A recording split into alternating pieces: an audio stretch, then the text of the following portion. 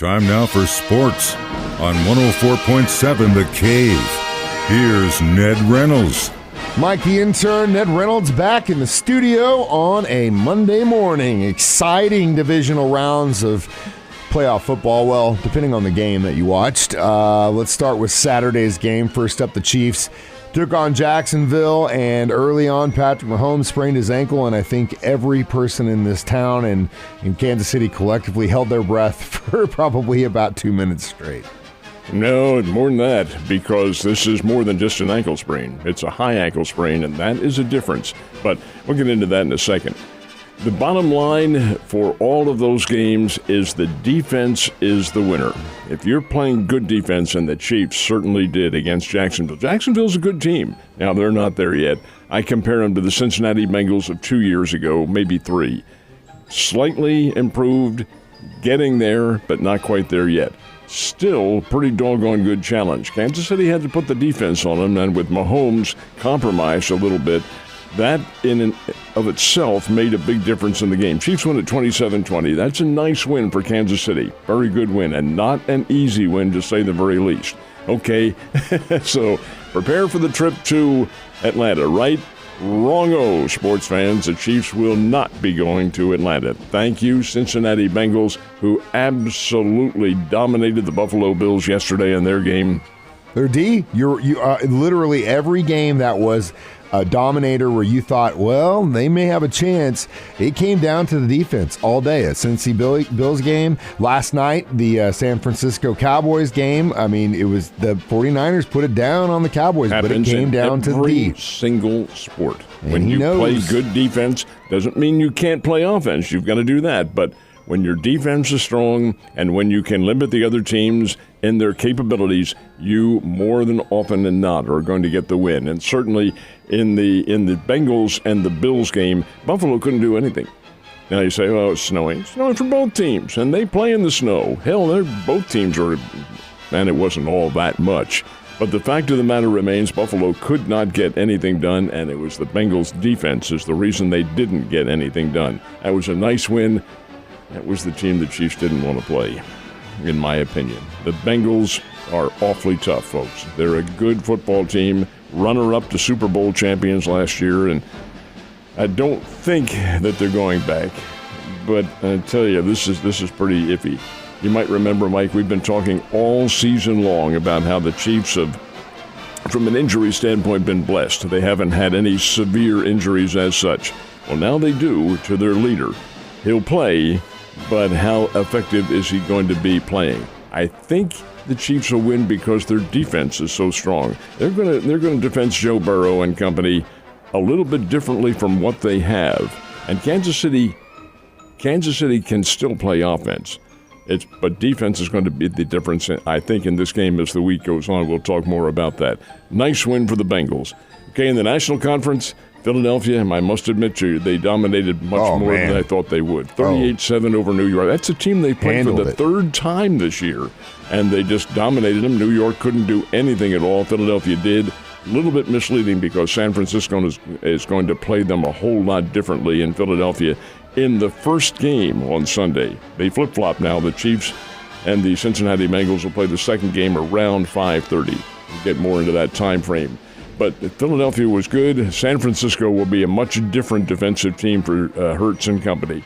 It's going to be limited. I think a very limited scoring game. But the fact of the matter remains, San Francisco played really, really well. Dallas, good team, not great, but a good team. Was it all field goals? There was maybe a touchdown. Well, at least that kid was making them. You know what I mean? At least he was making them. Let's go back to the Chiefs. You're absolutely right. D's been looking good. But Chad Henne, God love him, goes in, has the longest drive in Chiefs playoff history as a backup quarterback. 36-year-old dude. I believe in him. I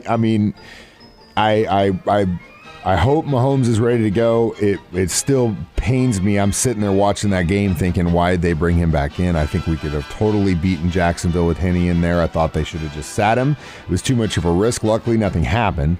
But to see that guy having to hobble on his left foot trying to make passes into the end zone doesn't make me feel good. That's a $500 investment you got there on the field, boys. You need to pay attention. Tell you a little bit about how a high ankle sprain. I had one many years ago, and it takes a while to recover from it. It isn't something that he'll get over it next weekend. That doesn't work that way. High ankle goes, it really affects almost up to your knee on the side because it's tissue that's been stretched. It's not an ankle sprain, it's a high ankle sprain, and that's a difference because there's been stretching of the ligaments and the tendons almost up to the top of the tibia that connects the ankle. So you're affected. Now, will he be pain-free? Can he take the pain? Yes. Oh, hell yeah. He's Patrick Mahomes, and he was in there in that game. Of course, he's playing on adrenaline, too. And cortisone. I think they limit that, I think. He probably had a couple shots around halftime, I can guarantee you. But over and above that is his mindset, and he was you could see it on the sideline, demanding, I want back in there. And that's because at the time, while he knew he was hurt, it didn't hurt as bad as it did the next day, I am quite sure. There's swelling. The swelling you can mitigate in some respects with ice and heat treatment and all that, but the damage to the tissue you cannot. That's your body healing. He will be very limited in what he can do laterally, and that's where Patrick Mahomes succeeds, lateral movement. He'll have to stop, and he'll have to plant, and God forbid he gets hit again on that ankle and twists it because it'll really smart if that's the case. Henne, nice job for a series. He was in there and did operate very well. Kansas City was a better team. Their offensive line was better than what Jacksonville could defend. So from that standpoint, that was a nice effort on Henne's part. And he's an old pro. He knows what to do, but he doesn't have the skills that Patrick Mahomes does. Nobody does. No. He's the top quarterback in all of football. That's why I think this is going to be a really tough outing. And heaven's sake, Cincinnati can play. Oh, hell yeah, they can, and they can run the ball, and that's what's scary because when you can run the ball, you can do anything you want. Looking at snow and like the high 20s on Sunday, too, in Kansas City. And so just another snow bowl. Joe Mixon here. Here's a kid from Oklahoma, All-America at Oklahoma, and you have Sanji P. Ryan back there. These guys can play. They come from a run-oriented offense, although Oklahoma certainly had their passing heroics as well. But above all of that, it's what Cincinnati can do on their offensive line. They can clear the way. They can play tough football. They do play tough football. I think the Chiefs get the win, and go to the Super Bowl, but this one's very dicey. So how did our local college basketball teams make out this weekend? Well, it's kind of mixed bag. The Missouri State Bears were playing on Saturday, moved their game to 1 o'clock against Southern Illinois and lost it, 61-57. The Bears just can't seem to get a consistent performance. Here they go up to Des Moines and knock off the number 1 team, Drake, and come down here. Now, keep in mind, Southern Illinois is pretty doggone good. Marcus Damask is a really good player. But overall, Southern Illinois, this is a disparity that does need to be corrected. Southern Illinois had 4 players in double figures. Bears had 2.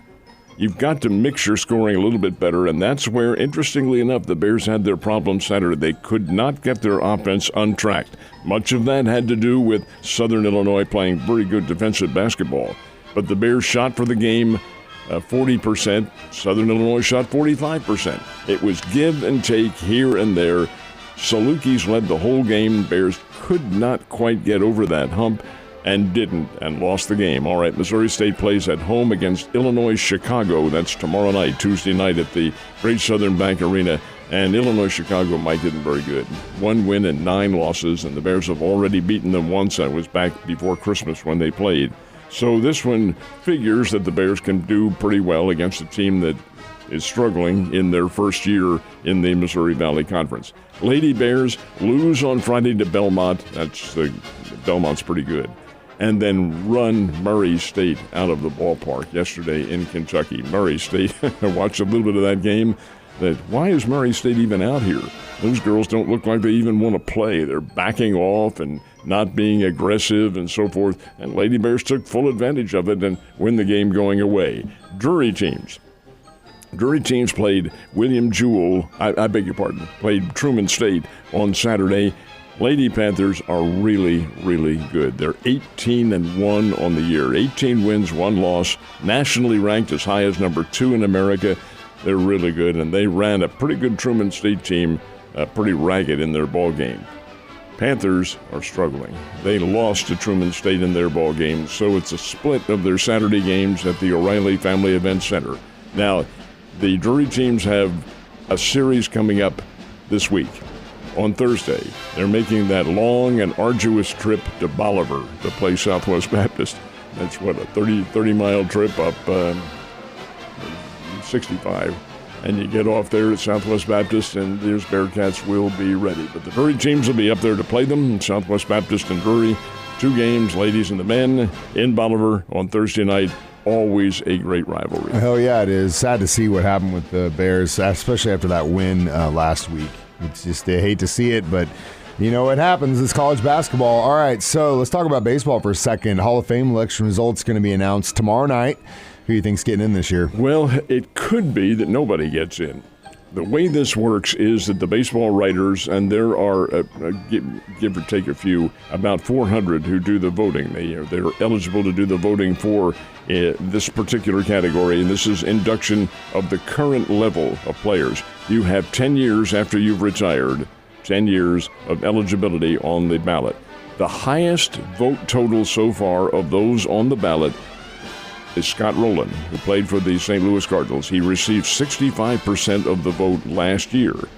Now, does that mean he'll receive 65% this year? Who knows, because there are other candidates involved. But fact remains that Rowland is the highest level. You need 75% of the vote of the approximately 400 baseball writers to get into the Hall of Fame. It could be that nobody gets in. So does that mean there's no ceremony? No, because you have the old-timers who get in what they call the golden age now, and then you have the media individuals who go into Cooperstown as well. So they'll have a representative group there and big crowd. But is it possible that there will be no players on the current ballot inducted? Yes, it is a possibility. We'll find that out tomorrow night. And on that note, locally, our Missouri baseball Bears at Missouri State are going to be doing their annual fundraiser, which is a very cool thing in a couple weeks. It is February 4th. It's a Saturday night. It is a really big deal. It's at the Bill Rowe Training Center at Hammons Field, and this is they call it the first pitch, and the Bears open up their season 2 weeks later. Was that possible? 2 weeks later? We're in January. Well, it will be mid-February when they open up, but still, the fact of the matter, the college baseball season will be underway. This fundraiser is really good. The 2003 College World Series team will be honored at this event. That was a really heady time for Keith Gutton and the baseball Bears. And then the special guest will be Jake Berger, who hopefully will be the Chicago White Sox starting third baseman this year. Former Missouri Valley Conference Player of the Year, All-America, number 1 draft choice by the White Sox in 2017, and he'll be down here for what will be a very gala evening. It's a lot of fun. There's an auction. There's a celebration. It's a big time, and everybody, they usually draw 600-700 folks to this event. It'll be a nice time. That's Saturday night, February 4th is when they have it. Gates will open at 5:30, and it's first pitch. It's a big deal. Always is, and support our local boys. Ned, have a great day, and I'll see you tomorrow.